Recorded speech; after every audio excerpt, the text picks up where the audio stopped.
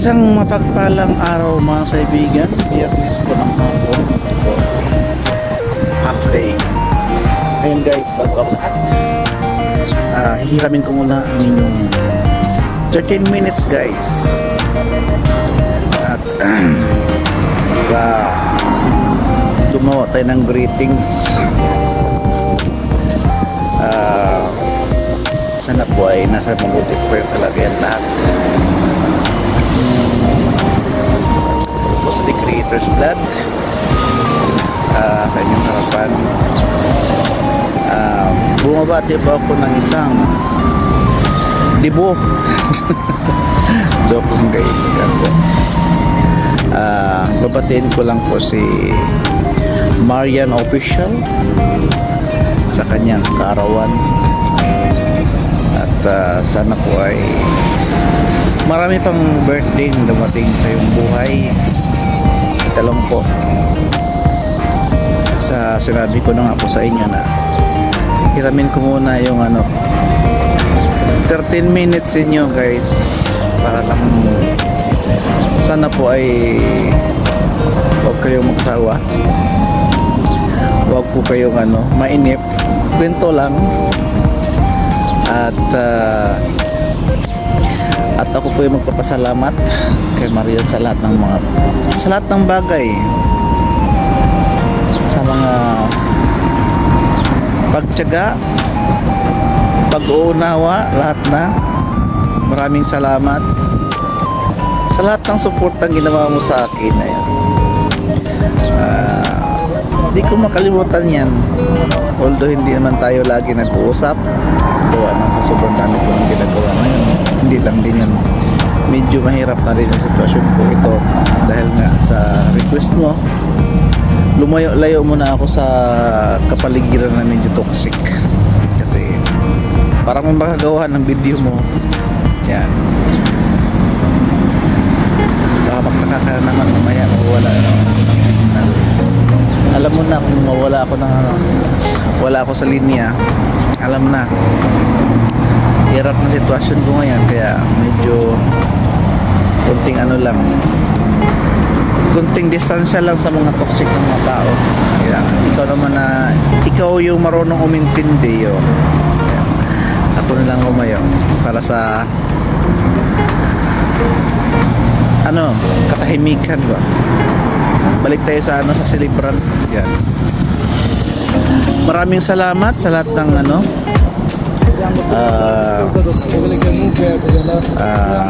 sa lahat na. Alam mo naman yun kung anong dapat kong pasalamatan. Hindi ko lang pwede sabihin natin na isiwalat na natin kung ano yung bagay ay yung mga dapat salamat sa iyo. Sa lahat ng pagtiyaga, alam mo naman, or hindi mo pa alam lahat ng pagkaugali ko. At sana hindi ka magsawa. Yan. At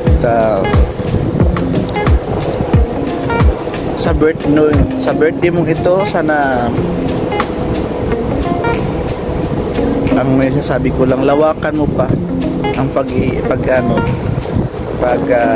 ano mo sa akin,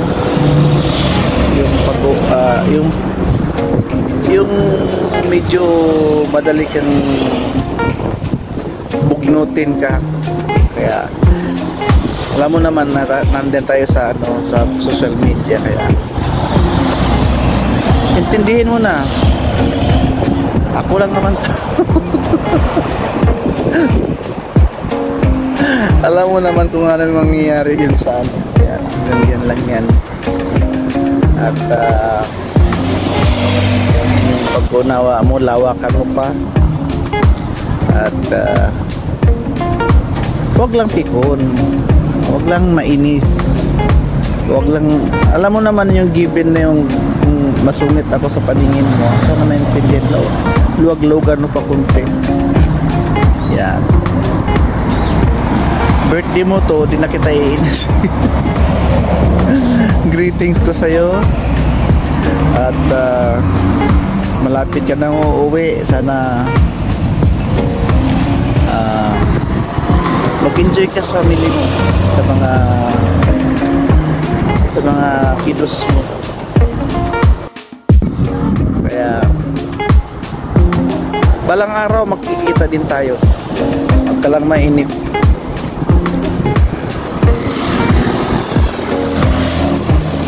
Huwag lang paurong yung naiisip natin para hindi matanda na tayo. Kailangan natin yung bagay na marunong ka ng mag-adjust.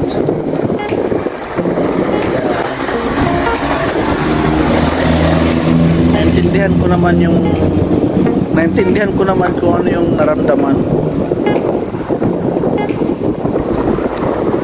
Sige lang. Yan lang. Laban lang sa lahat ng mga hamon sa buhay. Ako nga minsan nawawala na nga minsan meron, minsan nawawala na. Pero ito, ngiti pa lang din tayo. Sa lahat ng mga supporters and followers ni Mayan Official, maraming salamat. At siguro nasabi ko na lahat, pero marami pa sana akong sasabihin, pero di ko alam kung saan ko yung iba natin uumpisahan, kasi hindi lahat ng nakapapanood nitong video na ito ay alam. Kaya ito, sa request birthday niya, inabahan ko na para parang isulit, hindi na masyadong